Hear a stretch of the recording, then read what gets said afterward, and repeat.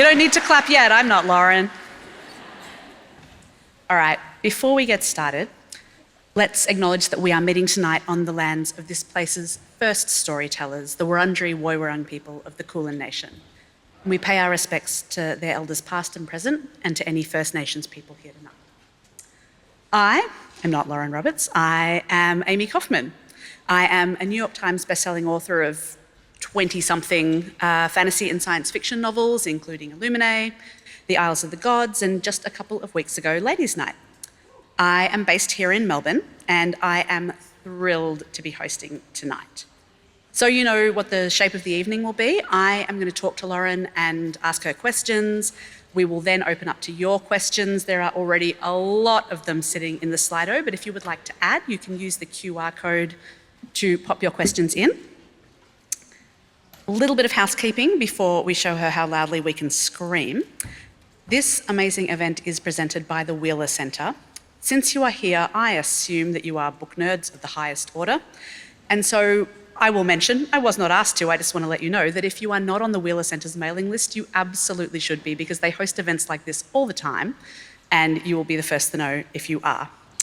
Our bookseller tonight is Readings, my favourite bookshop, and Lauren won't be signing afterwards, but Readings has got a limited number of pre-signed copies of the deluxe collector's edition hardbacks. So nobody hurt anybody else when you are getting your hands on those later. For now, it is time to welcome our guest. And you've all come to see her, so I know that you know who she is. She is a #1 New York Times bestseller. She is an international bestseller. She is visiting us all the way from the United States, and I would love you to show her how Melbourne says hello. Please welcome Lauren Roberts.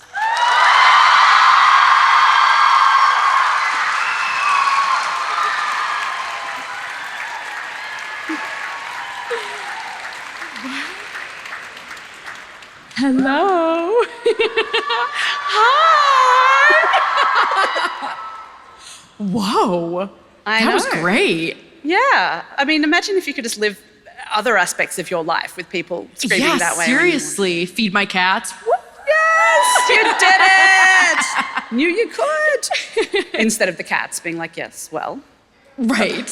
Of course, human. It's about time. Yeah. All right. Let's jump straight into it, because I have a lot of questions here, and these guys, it turns out, have a lot of questions too. Mm-hmm. So I want to start by taking us right back to the very beginning. I want to ask about young Lauren. Was she reading? Was she writing? What was she like? She was a little strange. She had a digital camera, and she would write scripts and then perform them to the digital camera. And then in bed, I would critique my work and be like, no, I need to come from left next time. Okay, let's work on the technique here, whatever. But I loved reading. From the ages of like 9 to 12, I was really into reading. And one of my favorite books was Peter and the Starcatchers. Good choice. So good. I remember that book really made me fall in love with reading and all the different point of views and everything tying together. I also loved Peter Pan. Mm-hmm. So loved that book. But then I kind of fell out of reading in my teen years until I was about 16, 17. And then that was when I discovered that you could read fantasy books with the tiniest amount of romance where like their fingers brush. And I was so into that. I was like, what is this feeling? This is amazing. So yeah, I loved writing as well, but I didn't think I would ever get to do it as a career until the internet and TikTok. And now we're here. It's been a whirlwind. I mean, I think when you're young, you kind of think that all authors are dead, maybe. Yes. Or like, living on Author Island somewhere. Right. They're not people like you. Exactly. I always remember, and sometimes I still think this, that authors know what they're doing like all the time. Yeah. And I don't. No, and I've got terrible news 20-something books in, which is still no. Right, okay, No. that's very comforting. That's really comforting. So I always thought like, oh, I don't know how to write a book. I don't even know the logistics, the procedure of that. And I think now I'm learning it's like, you know what? Everyone does it differently. As long as you finish the book, that's all that really matters, you Yep. know? Oh, and we are going to talk about how you do it. Yes. But I want to sort of take us on a bit of a tour through the series. So I want to start with this question. I heard that the very first kind of spark for Powerless, the very first thought was a shower thought. Yes. And I would love to know what was that thought? Yes. So I was shampooing, in case you cared. And it was like, at that point, I was on TikTok just talking about books that I loved. And I was really into the romantasy genre that wasn't really coined yet. It was kind of fantasy with romance. And I'd read so many amazing books that kind of featured the chosen trope. The chosen one trope, where, you know, this person finds their power, they save the kingdom, they're like mega powerful, right? And so I thought, I want to just reverse that. And I want to see a book where our main character is the only one without a power in a kingdom full of people who are very strong. And it's been done before, but it was one of those things that was the initial spark that I had. And then from there, you know, I wanted to really dive into a character who had to pretend like she had power when she really didn't. So. Yes. All right. So you jump out of the shower, you grab a towel. I grab a towel, I do. Key detail. And because what you do next is you jump on TikTok. Yes. I scribbled the idea down and I go on a TikTok live. And I think there were like maybe 200 people on that. And I was like, guys, I have an idea. What do you think? And I told it to them. And they were so supportive, so kind, giving me ideas like, you should add this trope and this trope. And there was a girl on the live too. Her name was Paedyn. And she commented and was like, I've never seen my name in a book before. And I asked her, like, through the screen in my childhood bedroom, I was like, I like your name. Can I use it? Yeah. And she said, yeah. And we're like friends to this day on socials, and she'll message me every once in a while. But that was like, so much of Powerless was born on that TikTok live. Yeah. Well, and good on her for shooting her shot. I've never heard my name in a book before, just saying. Right. I was like, you know what? I'm into it. Let's use it. All right. So you write Powerless and you self-publish Powerless first. And it starts to take off quite quickly. Was there a moment when something happened, when you thought, hang on a minute, I think something, because a lot of people put books out every day and most of them don't do the thing. But something happened with yours. Did you have a moment where you sort of realized, oh my God? Yeah. I mean, it was so strange. Like, I couldn't even believe people were buying the book. I was just in awe. Every single day I'd tell my mom, I'd be like, you know, 30 books, you know, and then I'd give her the update, and it was so exciting.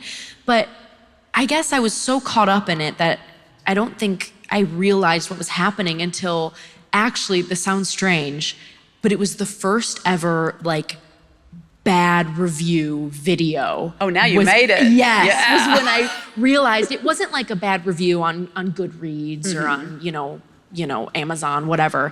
It was like someone took the time to make a video talking about the book. And of course, like, that's not fun to see. But at the same time, I watched it and was like, wait, they're talking about me? Yeah. I mean, there's a level of passion. Right. I was like, wow, they really don't like the book.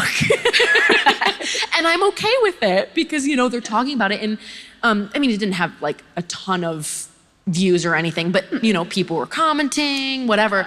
And I realized, like, wow, this is, I guess, noticed enough that people are online talking about the book. And yeah, I guess just seeing it on social media made me realize, like, people are talking about it. It was wild. Yeah. Well, and I mean, you know, you'd rather write something that elicits 1-star and 5-star reviews than something that elicits 1 million 3-star reviews. Right. You know? Exactly. You're not going to get the 5s without the 1s. Exactly. Just have people passionate either way. I'm like, I don't mind. It's okay. Yeah. Well, here we are not so very long later, and I think we can safely say people are passionate about the book. Yeah, I hope so. So, all right, I want to get into the characters a little bit. And I suppose my first question, which is deeply unfair, but I'm going to ask it anyway, is I know that we love all our children equally, but which of your children do you in fact love the most? Anyone out there whose parents tells them that they don't have a favorite child? They do. Yeah. Lies. Okay. I love Kai. I mean, Yeah. wait, you guys like him too? You're not alone. And the reason why is because I love making a man say and do what I want.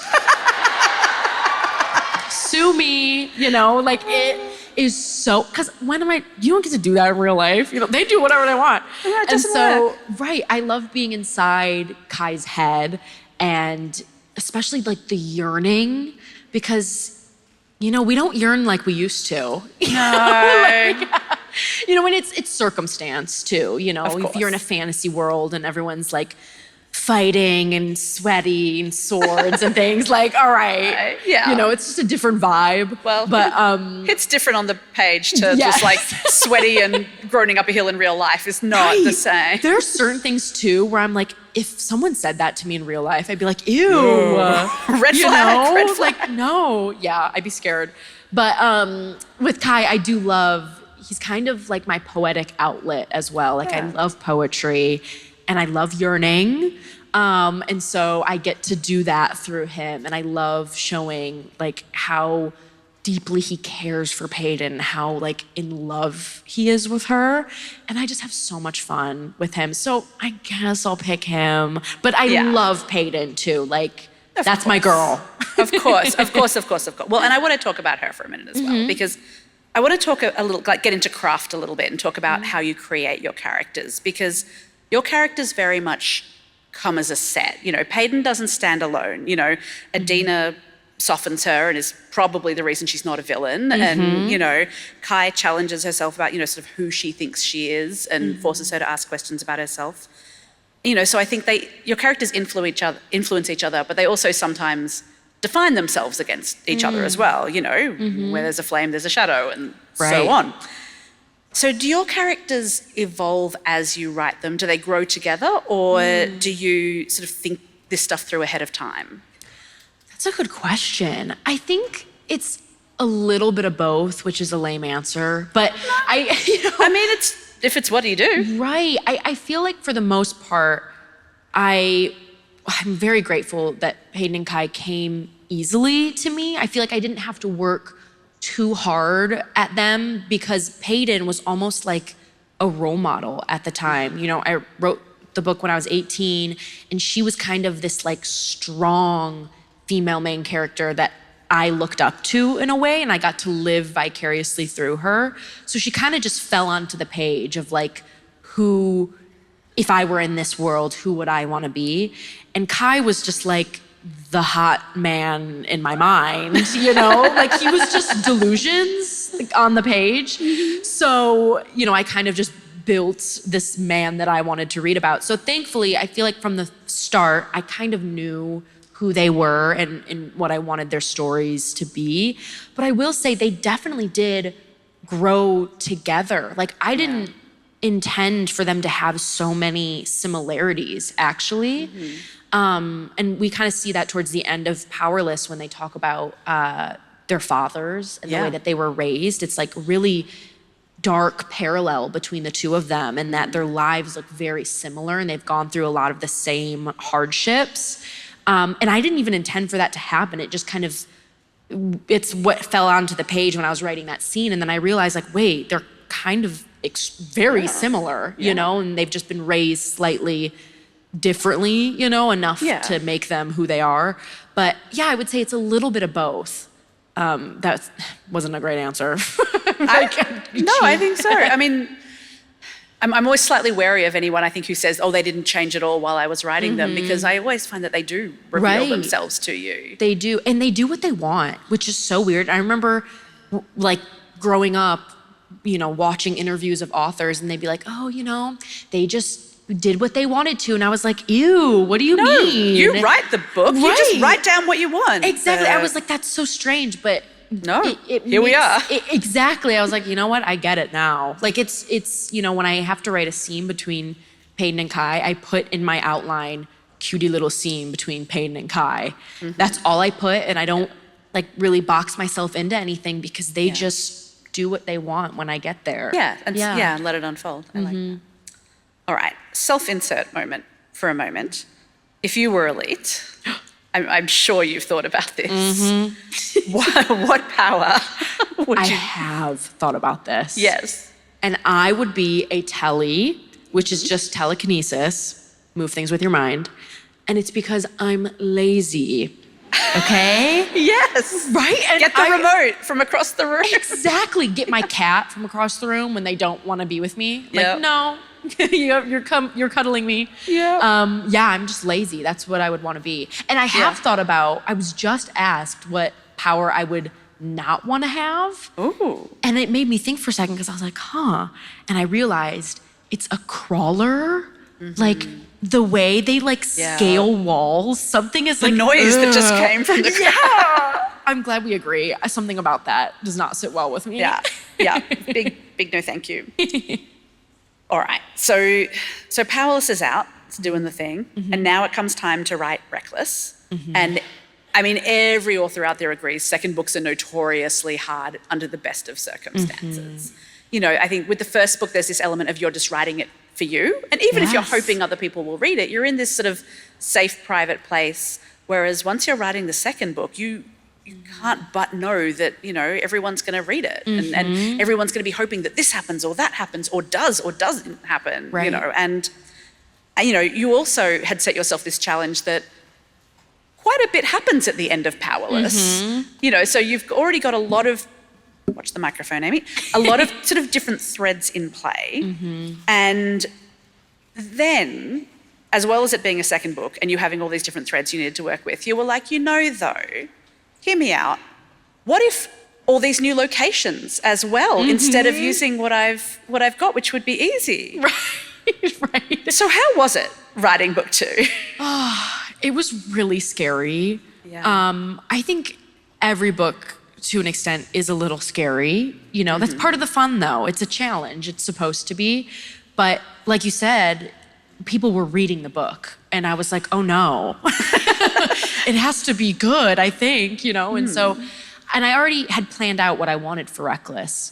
And that didn't really change, which I'm really happy about that. Because I had, obviously, I'm on the internet, so I hear. You know what people want it to be. Yes, I hear the opinions, I hear what they don't like, what they do like, and it's really easy for that to sway anyone, you know, and just kind of appease the people. But I was really set in what I wanted to do and how I wanted the story to play out.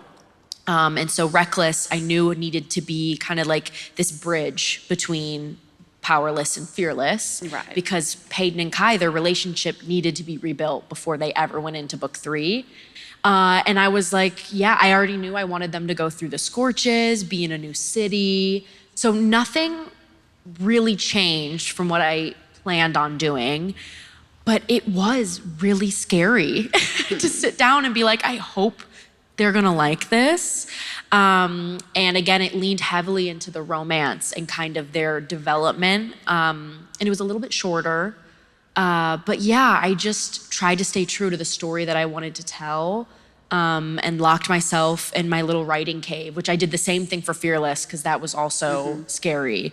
Kind of locked myself in and tried not to listen to the outside thoughts. But I will say, I am a woman of the people, okay? So if there's like something that the readers really want that won't completely affect the plot line that I've already developed, then I'll absolutely do it. Like if there's a trope people want to see or like a little scene, like I will appease, absolutely. But I tried to stay true so that it didn't feel like I was just writing the book that you knew was going to happen already, you know? Well, and I mean, I often find, like when I'm a reader, what I want isn't necessarily what will actually make me happy. That, you know, I sort of have to trust the person who gave me the first book to give me a second book that I will also like. Because I mean, what I want is usually for everyone to be having a very nice time. And the problem is that's not a story, that's an anecdote about a nice day.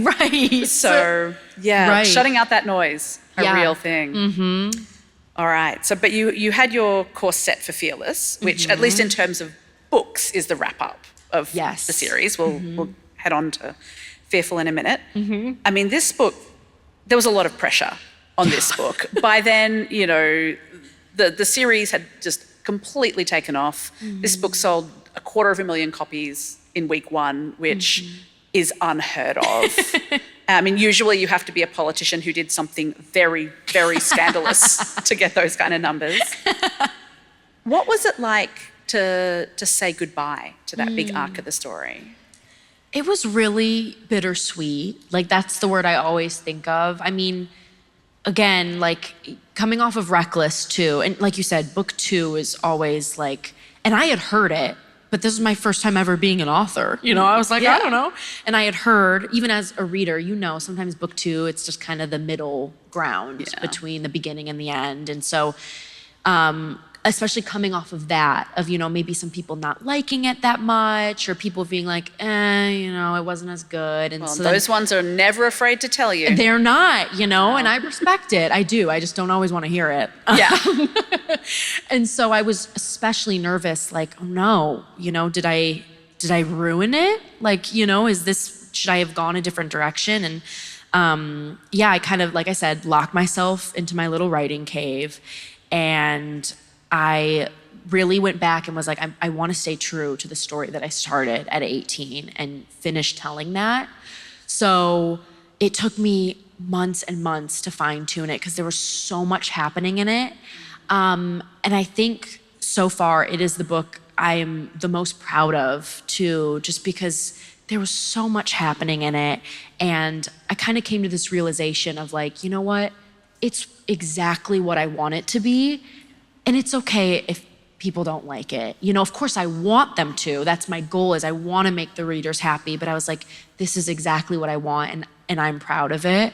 And that was kind of the first time I had really felt that. You know, I'd been proud of the prior books, of course, but always so nervous to be like, oh no, but what if it's actually really bad?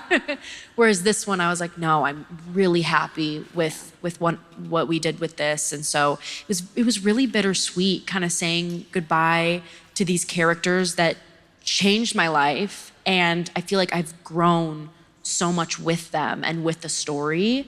Like, we've kind of grown up together, and that's really beautiful. And I can write them, Paedyn and Kai, like the back of my hand. Of course. You know, like it's so easy and I'm so comfortable with them. So it is kind of scary to step out of that. But at the same time, I'm excited to take what I've learned from this series and from the past, 2.5 years and put it into something new. Yeah. We'll get to prying questions about that later, don't you worry. Of They're course. on my list. So Fearful is coming in September. And I think they might be excited. I hope so. Usually this is where I would make a joke about how Lauren told me all about Fearful backstage and I know everything, but I'm actually scared I'll get mugged in the street for this information. So I'm wondering, like the rest of you. What I will say is, without spoiling anything, can you tell everyone a moment that you're looking forward to them hitting? And you can be as obscure as you want, but something that when they get to it, they'll be like, oh, she said the shoes and here they are, or something. Yes. Like, what's... Ooh, that's a really good question. I just saw all the phones go up. All right, I gotta make this good. They won't tell anyone, you're fine. Right, it's a secret safe with you. Okay, I am very excited for... the phone, sorry, it's making me laugh. For Kit to go to a certain place, which is on the new map of Fearless. Oh. That's all I'll give you for now. But he visits this new place, and it was just such a fun chapter for me to write. And this whole book has been kind of like stretching a new sort of muscle. Like, it's been really fun from a writing perspective and getting to play around with, third person narrative and just a more like literary style of writing in certain parts of the book. And so that scene where he goes to a different place was just really fun. And that was extremely vague, but I think you'll know what I'm talking about when you read it. Well, and everyone can go home and pull out their maps and look for a new location. Yeah, take a little guess. All right. TV. So recently Amazon Studios announced that they are making the Powerless TV series.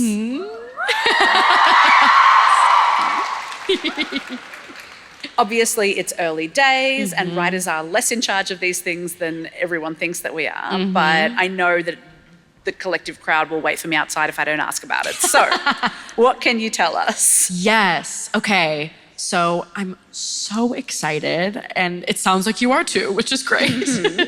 Obviously, it is early days, so there's not much to say, but I will be as involved as I possibly can, and hopefully involved in some casting approvals as well, because I know we need the perfect Kai. I know, all right?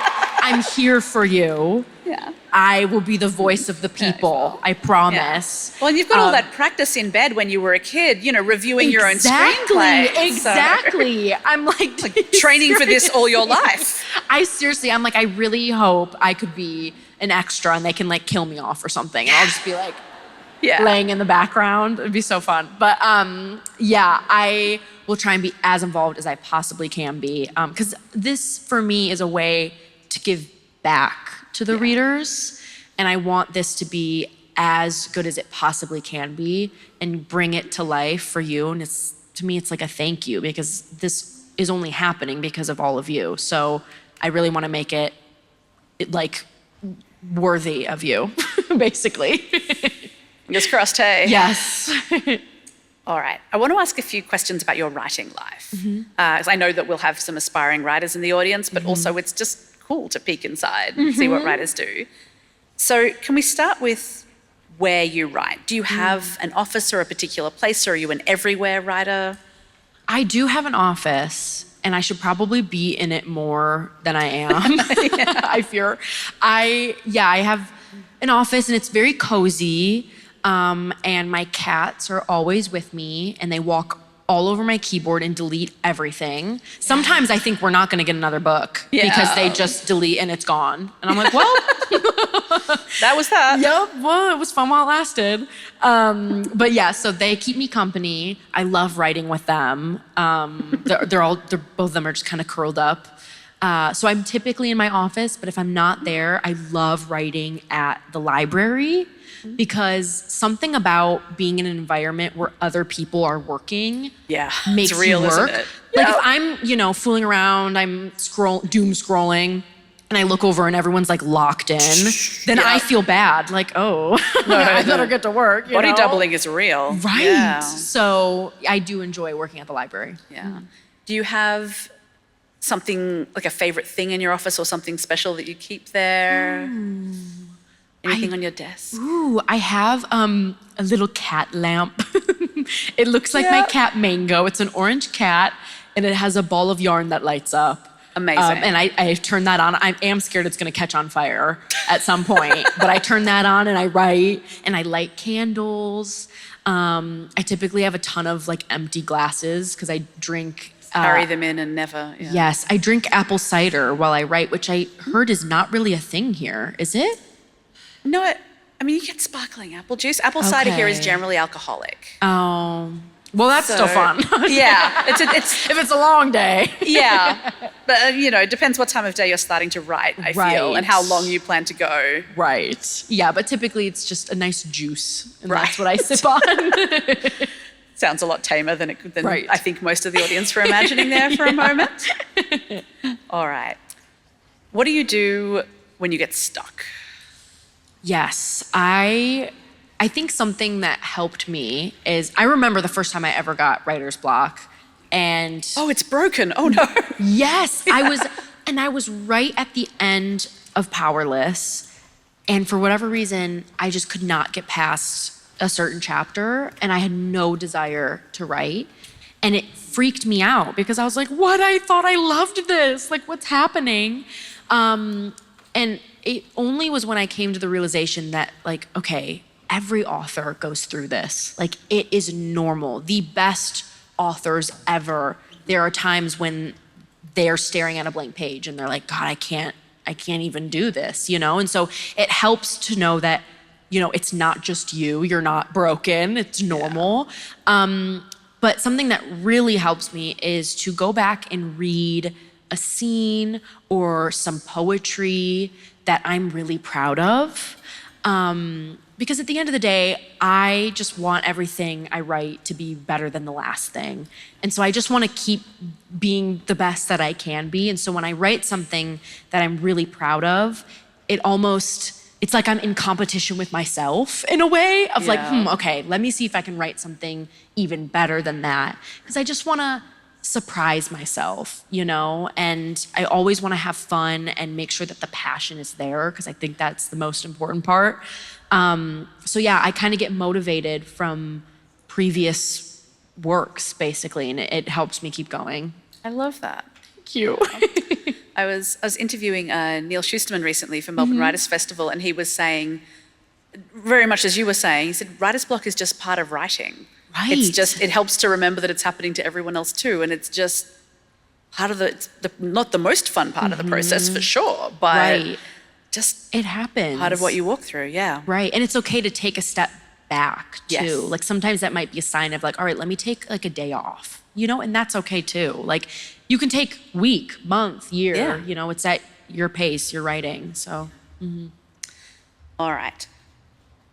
Reading, and I'm always very cautious about asking people about favourite books, because when I am asked about favourite books, or even what I've been reading lately, I forget the names of all books ever written by humans. Yes. So I apologise if I'm about to do this to you. It's okay. But I would love to ask about what you've been reading lately, or if you've been, because at some points when they're drafting, a lot of authors don't read, if you have favourites that you go to perhaps instead.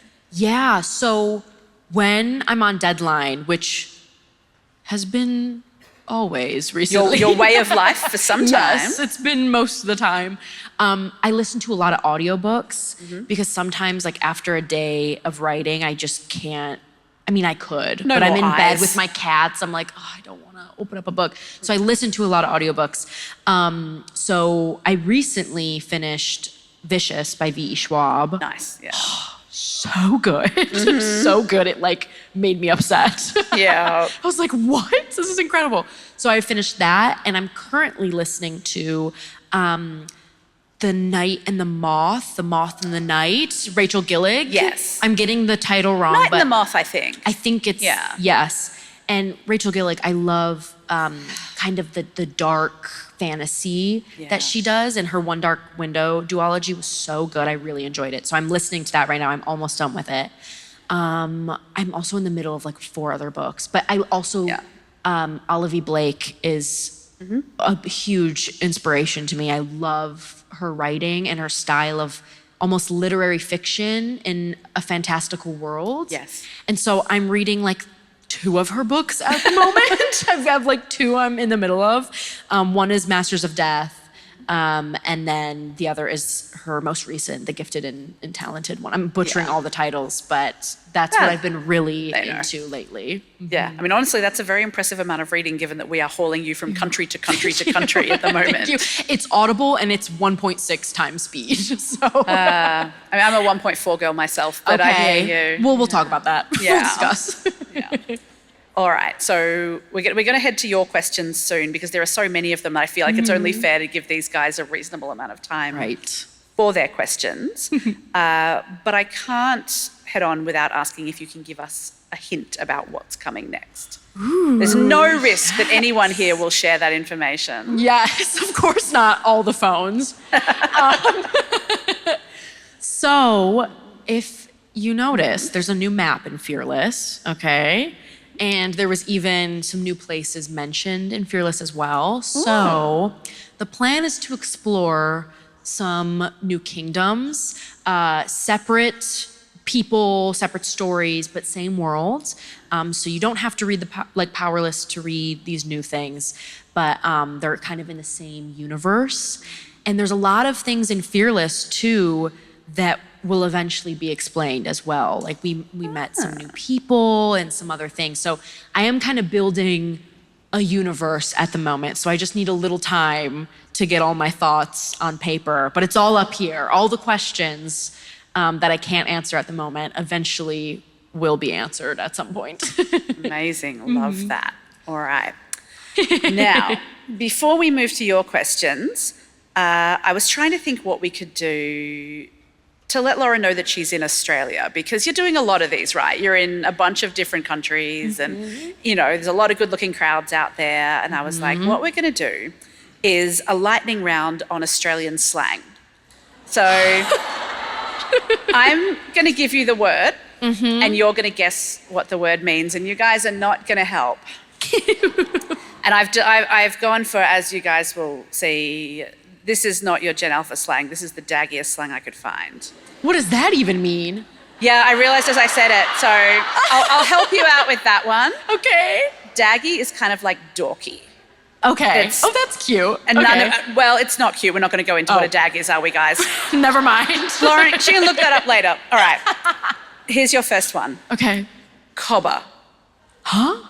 Wait, what was it? 𝐶𝐵𝐫. 𝐶𝐿𝐵𝐵𝐸R. So cobber?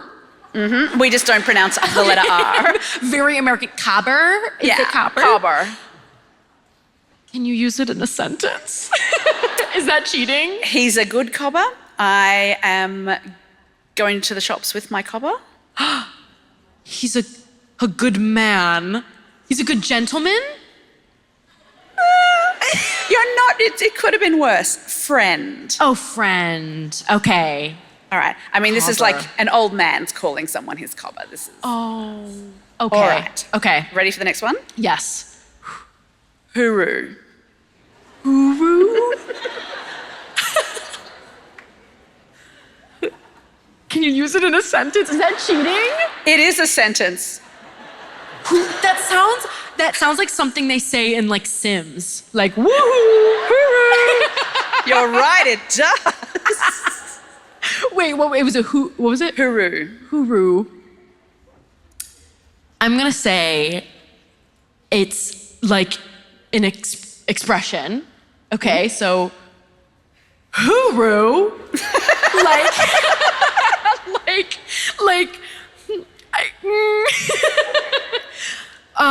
like hurrah.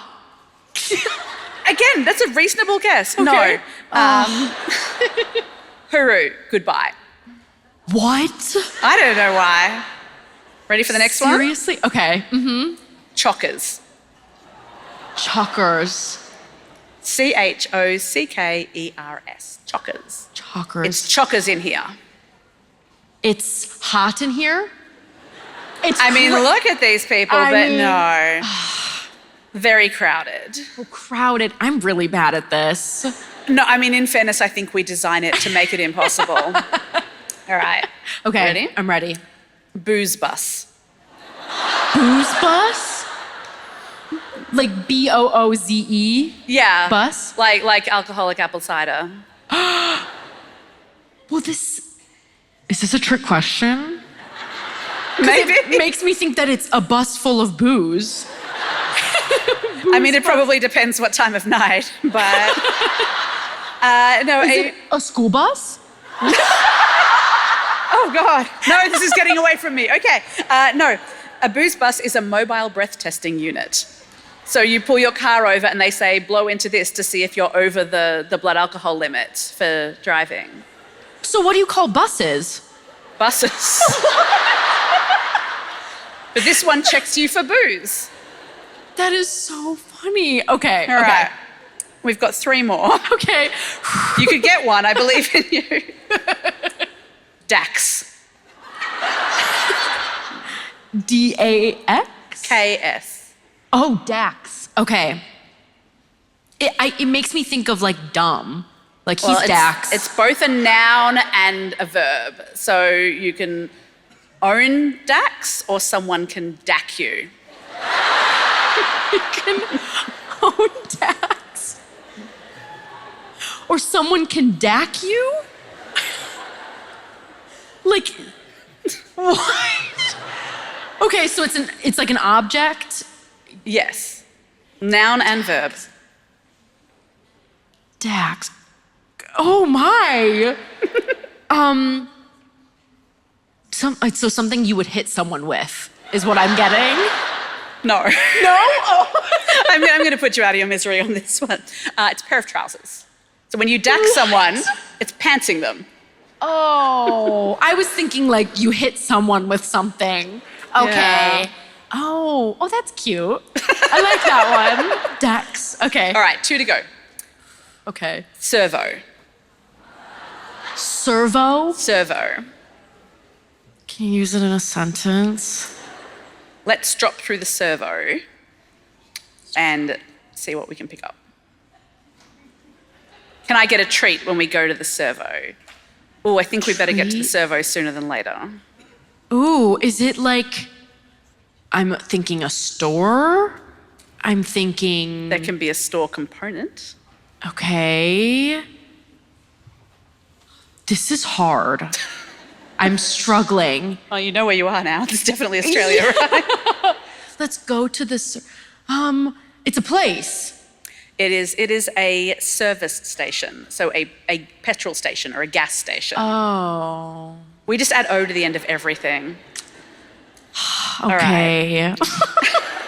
We're slowly breaking her. This is the last one. I'm doing really bad. Okay, All right. here we go. Whoop whoop.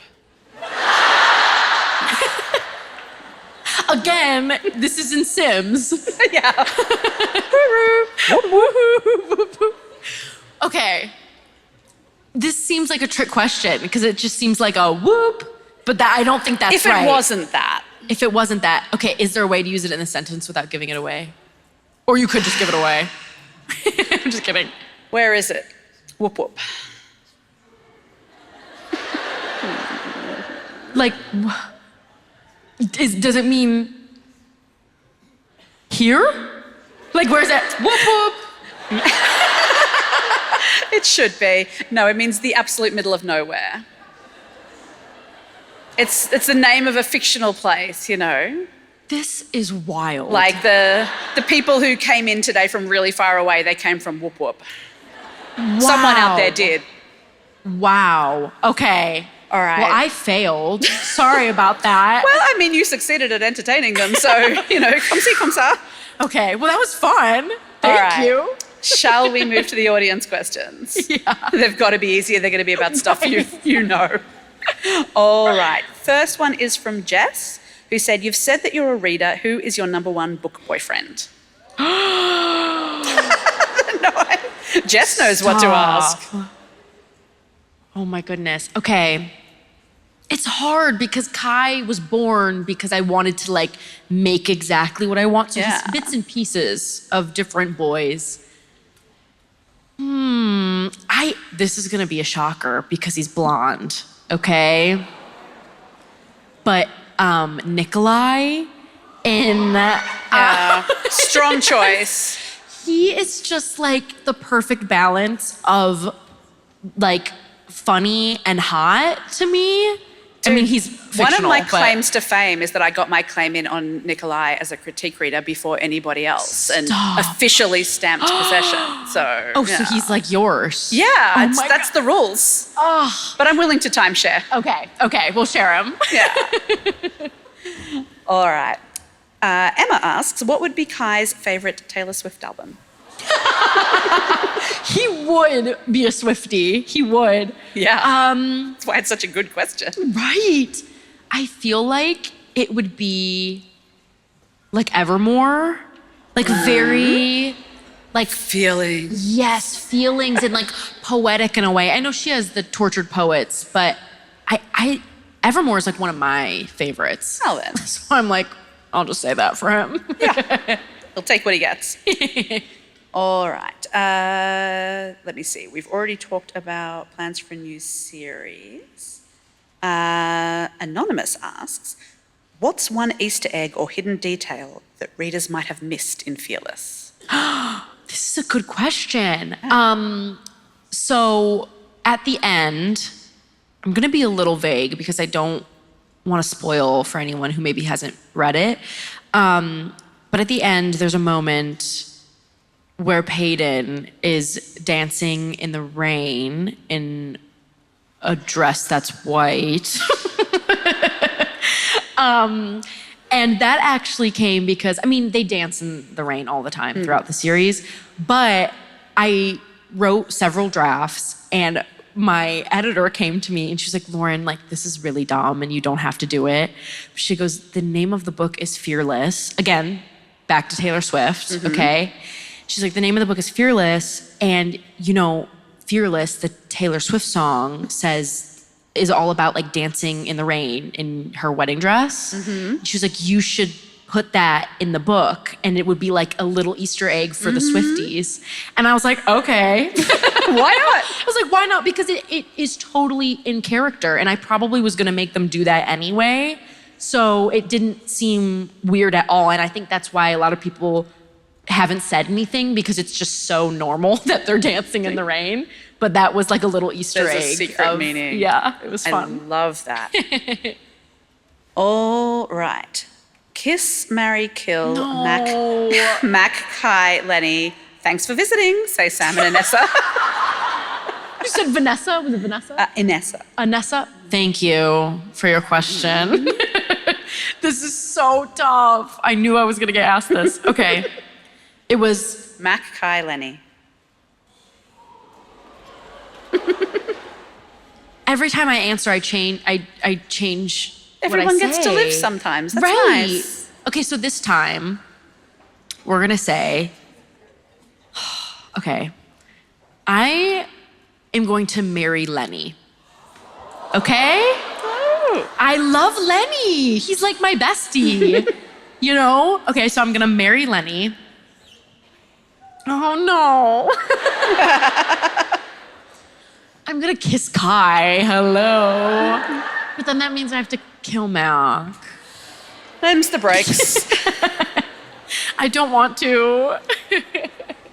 Yeah, I'm hearing some harsh comments from the audience. People are not happy with me. All right. Melissa asks, if this is your first time in Australia, what has been your favourite Aussie thing, and have you tried Vegemite? I haven't tried it. What? No, I have not. And I heard... Getting on so well. I know.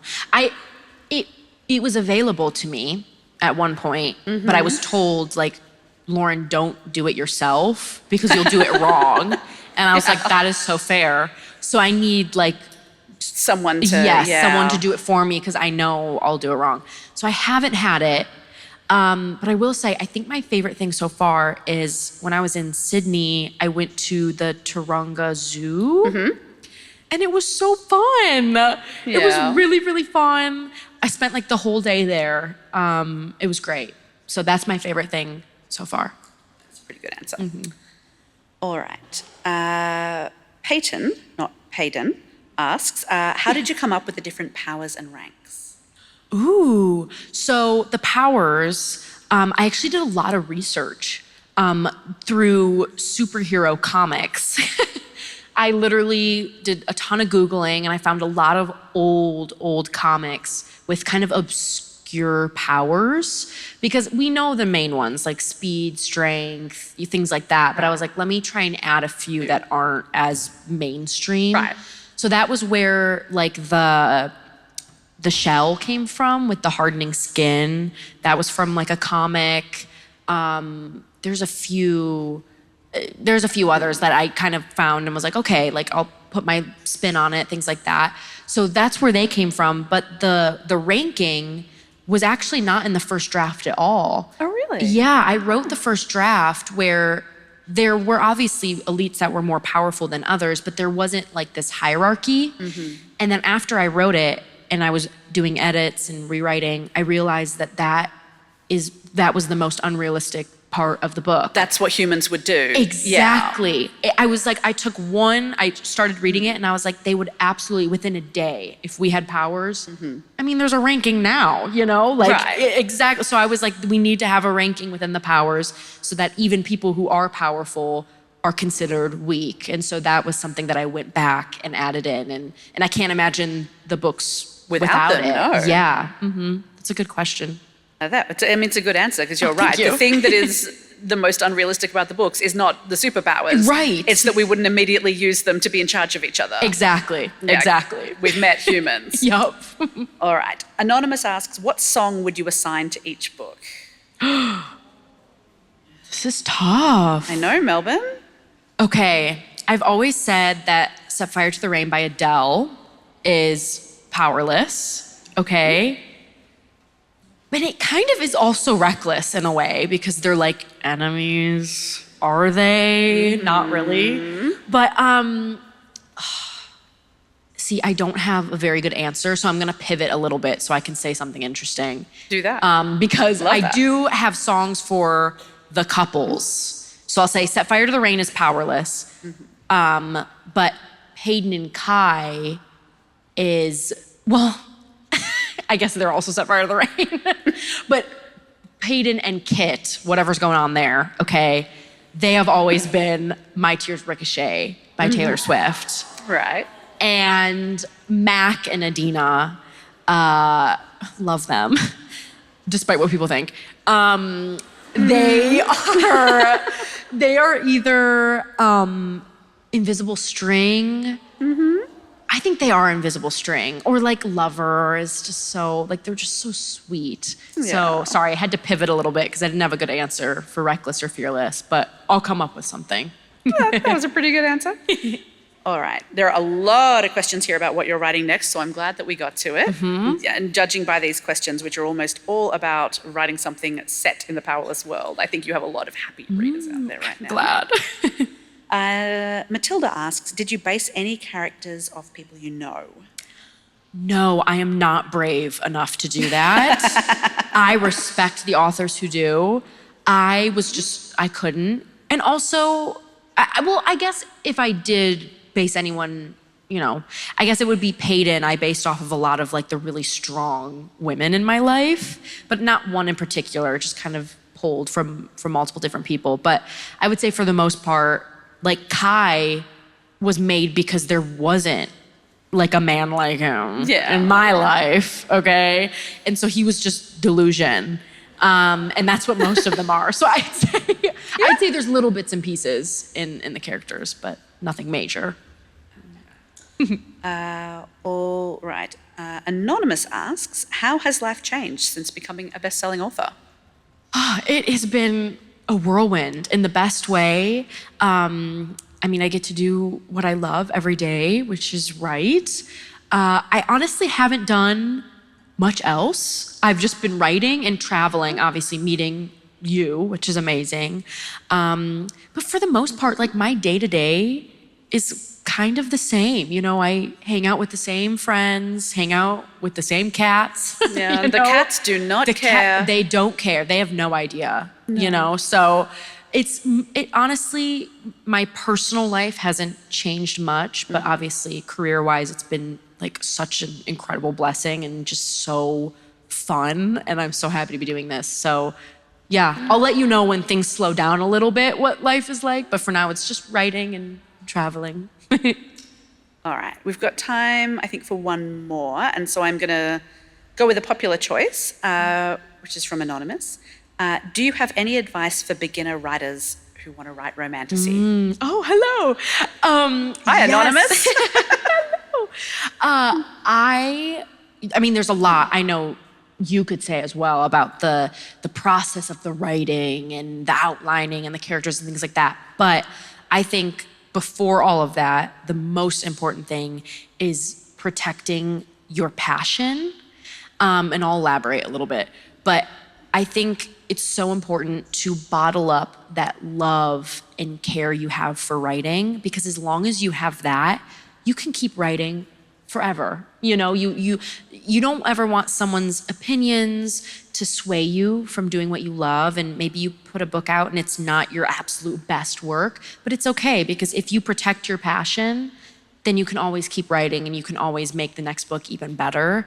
And that's kind of like your well that you will be drawing from, is that passion. And if that runs dry, then it's like, who are you doing it for? Because at the end of the day, it should be for you, and because you love it, not for anybody else. And you just hope other people love it as well. So I would say protect that passion at all costs.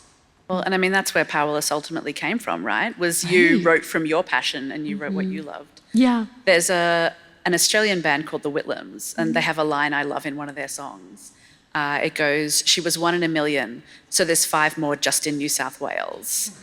And I love it because it's that reminder that if you write what you love, there's a surprising number of people out there who actually love exactly the same thing. Yes. And who are into exactly what you're doing. Right. And it's when you move away from what you love and start trying to write for everybody that you end up sort of Exactly. losing it. Yeah, I completely agree. Yeah. All right. Melbourne, I'm so very sorry, but our time has run out. I hope you will treasure the memory of Lauren saying hooroo like a sin for the rest of your lives. But I know that you will treasure all of the wisdom that she has shared and all of the behind the scenes stories that she has given us. So can you please thank Lauren for all of her time and for coming to Melbourne? Thank you so much. And thank you. Oh my goodness. And thank you, Amie, so much. That was amazing. My pleasure. Thank you. Thank you, everyone.